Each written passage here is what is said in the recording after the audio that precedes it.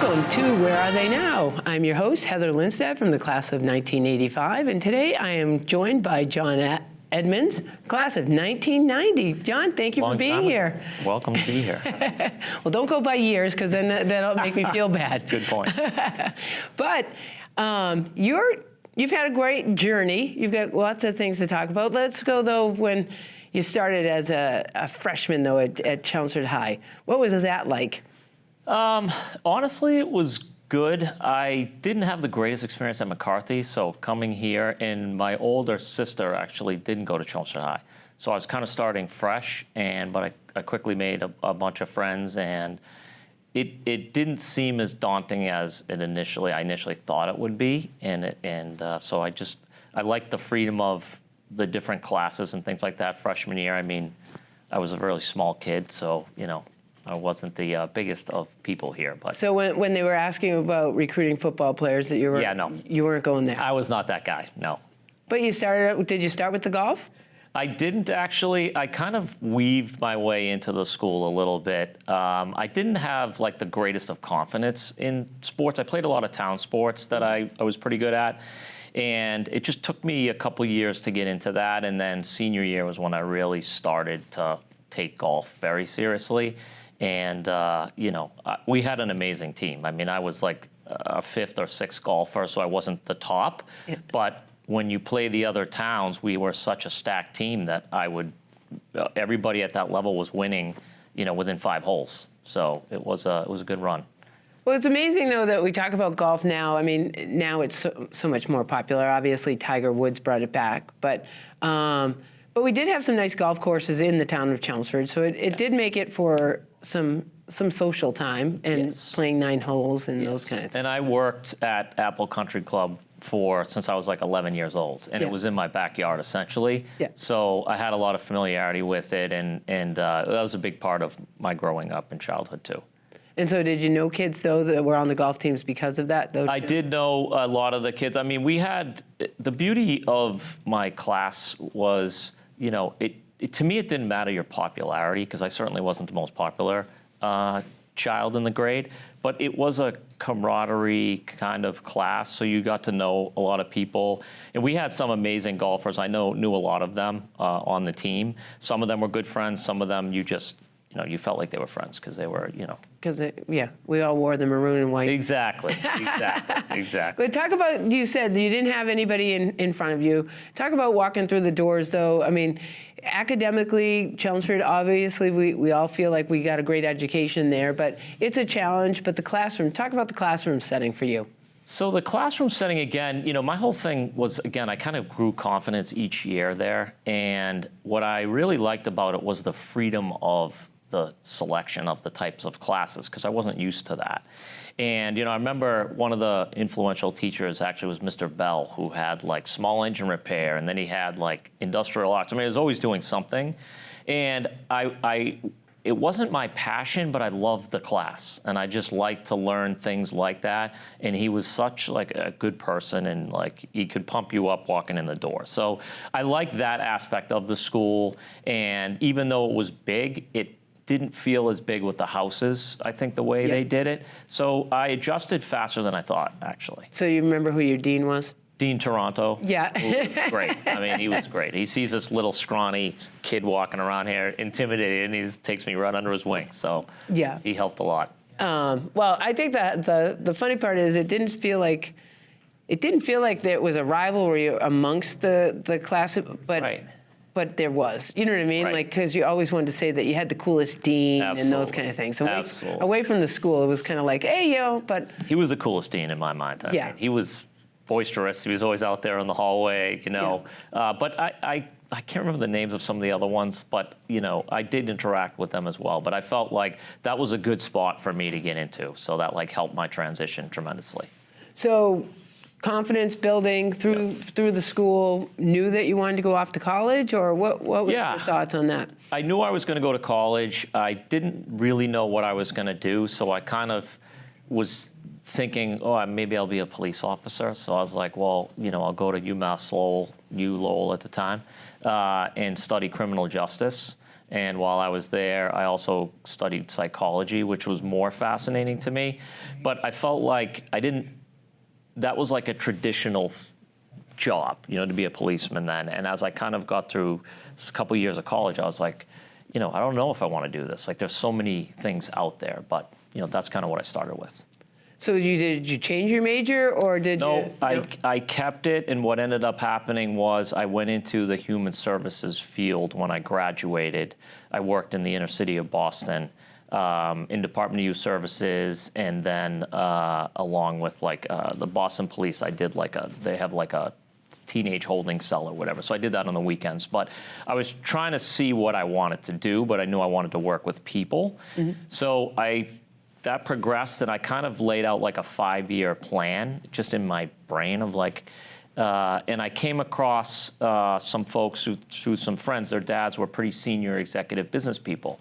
And I would listen to the chatter on their car phones, them talking business, and I'm like, wow, that sounds really cool. They're moving and shaking. I didn't even know what that meant, but right. I was just, so that started to gain my attention. But while I was working in their city, I got a master's of education in counseling psychology at UMass Boston, because my whole thing was I wanted to ramp myself up, if I'm working with, at-risk youth, I want to know what they might be thinking, right? So I ended up doing that. So I got my first master's degree, which would probably give a heart attack to any teacher from Chelmsford High watching this, but that was my first one. Talk about working with a group of kids, right? Yes. So different from the town of Chelmsford, but yes. We've the Lowell thing, but yes. But talk about the complete different way of life that you're trying to counsel kids in, right? Yeah, they had really difficult situations, and I always had a lot of empathy, and that kind of puts it on overdrive to understand what's happening. Many broken homes, friends killed, what have you. So there's a lot of different socioeconomic factors there too, and it does make you, obviously gives you thanks for where you came from, but what I would tell you from that experience is I learned about people, mm-hmm. and really learned about people. And that probably drove more of my business success in the future from that time that I didn't even think about. But it was very rewarding, but not very well paid. Right. So. $5 an hour. I think my first one was $18,000 actually. Yeah, there you go. It was $18,000. And you had your master's. And I had my master's. Yeah. Okay. Correct. Yes. Yep. Yes. So from that, the chatter of the business world. Yes. So I didn't know what business meant, but I loved it. I went to a bookstore when I was on vacation in New Hampshire, and I got this random book about starting a business. Had no idea. I read it front to back in a day. I'm like, this is really amazing. But then I was still okay, business is huge. There's so many things. So I did a couple different things, and then I actually, through Gary Mulkeegan, he was trying to get me to go to ADP. Is he in your same class or no? Gary's 2 years older than me, right. One of my closest friends. Yep. And an alumni of the show, I believe. But so I got to ADP in selling payroll, and I was like, okay, I didn't love selling payroll, but it was using people skills. You go door to door in your neighborhoods or whatever, and I was really good at it. And so after a year of doing that, I got an opportunity to join a consulting firm in the marketing, sales support realm. And I was ready to move on and do something different. So I'm like, okay, I'll try consulting. It sounds interesting. So I went and I learned that whole business. It was actually a consulting firm that consulted to banks for when they got acquired and what have you. So I learned that whole business and got my MBA at Boston College at that time because I wanted to ramp myself up. And that kind of started me on a business journey. So are you a true Eagle or no? Or are you still UMass people? I'll be honest, I'm torn. Okay. If they play each other in hockey, I lean to the Riverhawks side. We all saw Connor Hellebuck, USA right. Goalie, MVP, right. Medal of Honor, you name it. So I do lean that way. But Boston College was a great experience for me because it was a bit of a confidence thing to get in there because at the time it was I'm dating myself, the .com era. And I was going against people that actually had started real companies that had that were on paper worth millions of dollars. And here I am coming from human services, a couple business jobs trying to get in there. And I'll never forget, I put together a really terrible PowerPoint about my life since sophomore year in college. And the reason I started in sophomore year because freshman year was not such a great academic year for me. A lot of adjustment there. But I ended up, that got me in the door. I presented it to the head of admissions, and she said, "No one's ever done this before. Can I keep this?" And I'm like, okay, sure. So then I ended up getting in there, and I went nights while I was traveling and doing stuff for business, and that's kind of. So as soon as you got your MBA, though, did you move on, or? So I stayed another year at that consulting firm, and then I wanted to make more money, hence. And I kind of have fortuitous meetings of people, and I had met somebody from a bigger consulting firm, much bigger, and they really liked my skill set of sales and understanding consulting. And I wanted to learn more than just banking. I wanted to learn asset management and wealth. So I ended up joining them. Did very well there. It was a short run of a year, and they got acquired by EMC. I spent a year at EMC, and then the prior founders asked me if I wanted to be a co-founding member of their next data company, which was a company called KnowledgeInt. So then I was a co-founding member, and to me it felt like a low-risk way to see if I could do this, on my own. So it's kind of like that entrepreneurial spirit was starting to build. Yeah. I did very well there, and that sold to Accenture, and then I kind of started off on my own journey after that. Was that scary? It was, but it's the way I look at my career, it's like a staircase. And so I did that one, and then the next one, I owned more of it, and I still partnered with somebody, and that was a cutting edge it was called Data Products at the time. And I had a successful exit from that company, and then started what's called Intralytics today, which is heavy around AI consulting. So artificial intelligence is here, and we work a lot with financial services companies. Check out our website, intralytics.com. So building relationships, though, is that how you found some of the founders that you've worked with, your partners? I would call them business partners in certain situations. I love to network. I just love people, and I love, I could be in an Uber and I'll ask, how did they get started? How do they make money? I just want to know everything. So I've just kind of grown my network with different executives, and the Intralytics story. The person who acquired us at EMC many years ago that I was talking about, he's at a venture capital company that invested in my firm, Intralytics. So it's kind of I'm very good at, like I said, I love people. So relationships, I have long-term relationships. On the AI side, when did you see it coming? Honestly, at the last company I saw it early. And then, when you start a company, you have this high-level hypothesis, or at least I do, that are it's not rocket science, and what I felt was companies have this, AI ambition, and then they have what's called their data estate, how they manage their data. And if your data is not clean and healthy, AI does nothing for it. It actually gives you bad results. So there was this chasm of how do you bridge the gap? And that's why I created Intralytics, because bringing those two things together is the challenge. And really being able to kind of drive these use cases to show the value. So that's kind of how we bridge the gap there. With all of your business, have you done a lot of traveling, or are you more of a New England person? I am more of a New England person. I love Nantucket. Very much. It's it is the happy place. That's what they call it, but it is my happy place. And I spent a lot of time in Naples as well. But I did go to Italy for the first time last spring to see my daughter, who was studying abroad in Florence, and I loved it.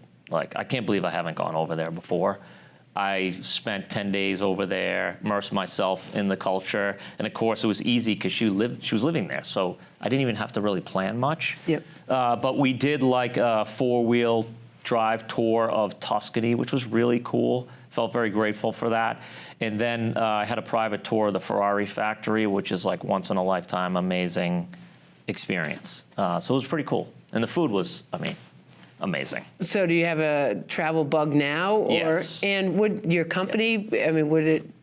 We're primarily United States and some Canada, but I want to travel more. I think, you know, I have 4 kids that are older now, and I want to get this business kind of going, and then I've started a second one that I'm trying to get off the ground.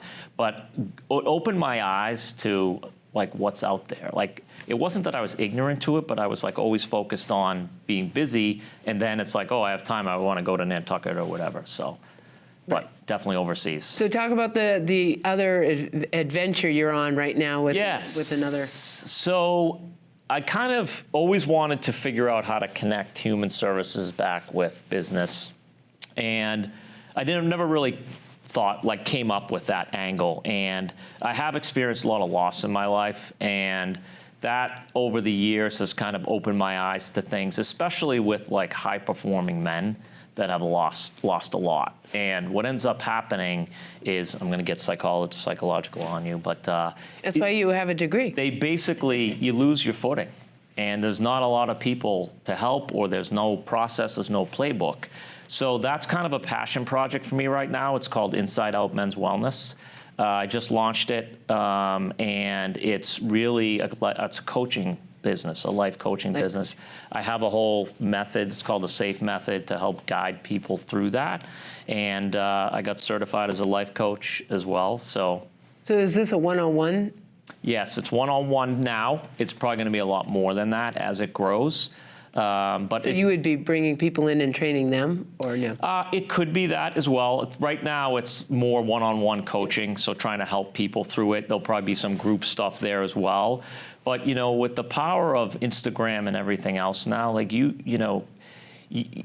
people can find help now. It's just, you know, through that kind of medium. So I have been learning a lot about that, and it's been fun. And, you know, if it helps one person, it's good enough for me. So. How many hours do you have in a day? I know. Well, I do that on the weekends. Okay. So, and, you know, that's the one thing. The consistent posting is a little tricky, but, you know, I came up with the website. It's insideoutmenswellness.com, and it flowed. It was a great process to create that. I actually used a bit of AI in it. And when you provide AI the context and what you're trying to do, it can help. It's almost like a whiteboard session with a friend is really what it is.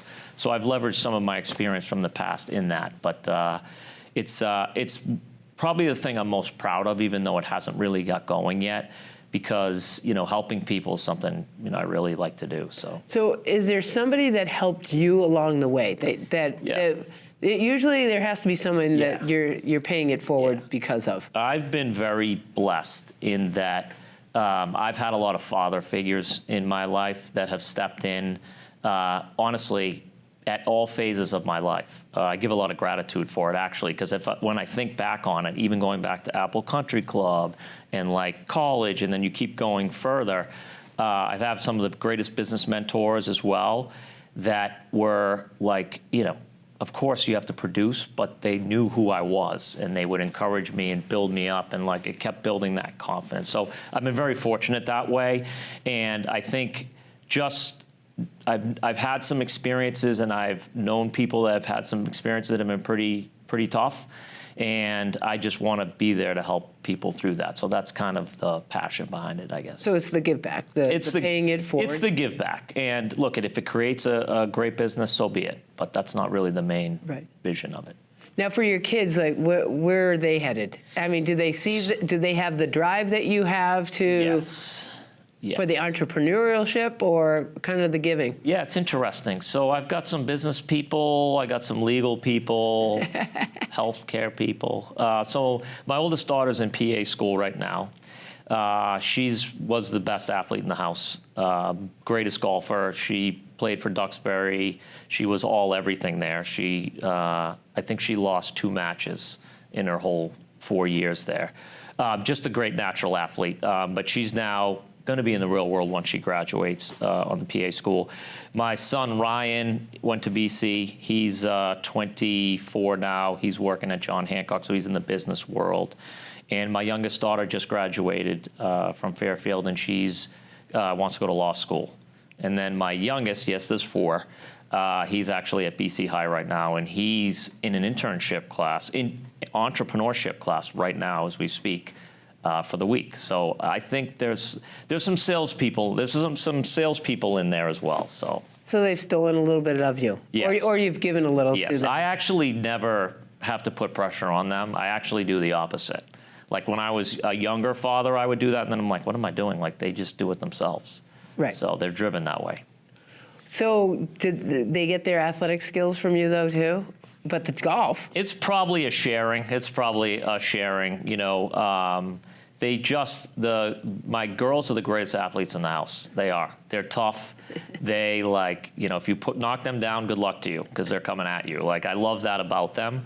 And my boys were great baseball players, but they didn't play in high school. They just didn't really want to, which is fine with me. Yeah, that's kind of their. So did you feel like when they were going through high school though that you were okay with them being on the climb? Yeah. Yeah, like yourself. Like there's Yeah. no right way to it. You're going to find your friend group, and you're going to exactly. It works itself out. Obviously you counsel them as they're going, especially freshman year in college and things like that. But yeah, it was kind of their own journey. It's interesting because my oldest daughter was a great basketball player. I mean, she could do anything. Softball player, like amazing. You'd see her arm and you'd be like, wow, like I want her on my team. And she gave that up to then want to do golf. So I was like, okay, that's cool. And she was amazing. And my youngest daughter was amazing at lacrosse. Like she picked it up in 7th grade and she was like a star. And she gave that up to be the coxswain and crew. And she won a state championship doing that. So like that, I had to get over that little selfishness of loving watching your kids play. Because when you're doing crew, it's a little different. You're on like a river somewhere. She actually won it in Lowell. She won the championship in Lowell. But yeah, it's just watching that process. To me, athletics has always been, and I've coached for 25 years, it's always been about the experience for them, like meaning it's adversity. So like baseball for my boys, they didn't want to play in high school, but keeping them in town, like, you're on a team, but you're also by yourself, right? So you're learning that adversity and how to overcome that, So let's go back to it. The golf, did it help you in your sales world? Yes, although I am not anywhere near as good as I used to be because I focus on other stuff. But, I've done other athletic stuff. I ran the marathon at 50, which I'm pretty proud about in Boston. So, but it definitely, sports helps you just relate. And, I just think, obviously golf, when you're playing with people. But I find that people in business are so busy, they don't golf as much. So it's not as like the old days where you could take them out all the time. So how did you find time to train for the marathon? I just, at the time my father-in-law had passed from cancer, and I knew somebody that ran a charity. And I have this trait about me where I just set my mind to do something out of the blue randomly, and I do it.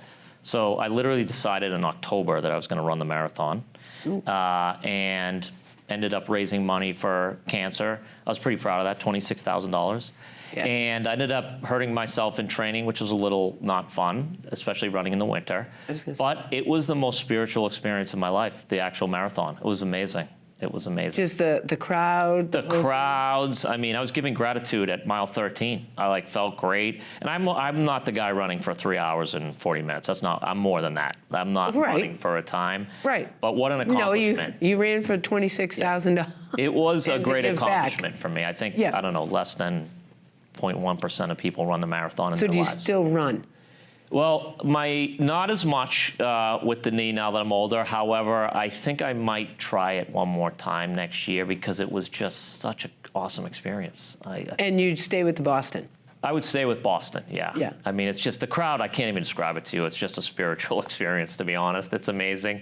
And then when you're done, a couple days, it's a little tricky, and then you're proud of yourself for doing it. And you did it by yourself? You didn't train with anybody? No, by myself, yeah. Really? Yeah, it's lonely out there on the wintry roads. Yeah.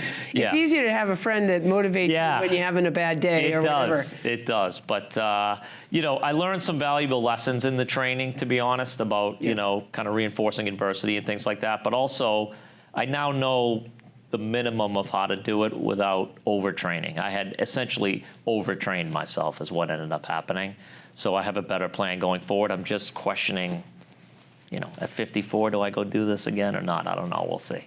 So you're questioning extending yourself? One more time. Yeah, but you seem to be doing that in the work world and everything else. So I'm just wondering if there's going to.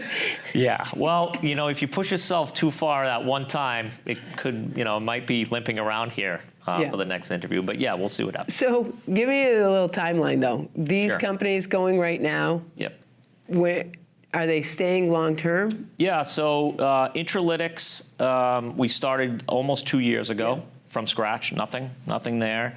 And we've really started to make a name for ourselves. We 5-6 years-ish, something like that is typically when companies get acquired. Yeah. The wellness company that I started that would just be a me thing. That would never be built to sell or anything like that. Right. So I would love that to go for 20 years, because it's a passion of mine. Right.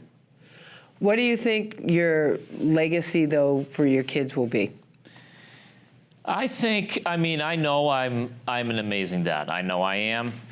They may not think that all the time, but I spent so much time with them over the years, even though it sounds like I was busy. I was either working or with them. I love spending time with them. So I think they would see me as very determined, somebody who's overcome a lot of adversity in his life and never gives up, perseveres, and, is a good listener to them too. So you have the wellness thing. Do you think you'll ever become like a teacher or a professor? Funny you say that. That was something I was thinking about prior to the wellness business. Okay. I would like to teach at the grad school level because the classes that had the most impact on me were when they would have an entrepreneur come in or somebody come in and talk about real life. The book stuff's great. There's a lot of important stuff there and methodology and all that. But to actually hear somebody tell you the real deal about it, I encourage everybody to go start something. Like, there's no failure. All you do is learn. There's no failure in any of this. So that's kind of my motto. Yeah. No, I could tell. I mean, you like to give back, but I think that you would be very inspiring to young people that are like, I think I want to go into the business world, but I'm not. What if? Yes. What if I do fail? Yes. Like, Yes. What happens in that respect? And you don't have to be at a company for 30 years. Like, everybody should go try it. What do you have to lose? You can always go back. That's kind of my philosophy. Great. Well, I'll tell you, John, you have more energy than most, and so you're doing terrific, and I appreciate you coming to the show. Thank you. Your story is terrific, and I'm sure you'll be off traveling as well now. Thank you. And I'll look for you in the next Boston Marathon. To everybody else, thank you for joining us here at Where Are They Now? And we hope to see you back for another show. Thank you.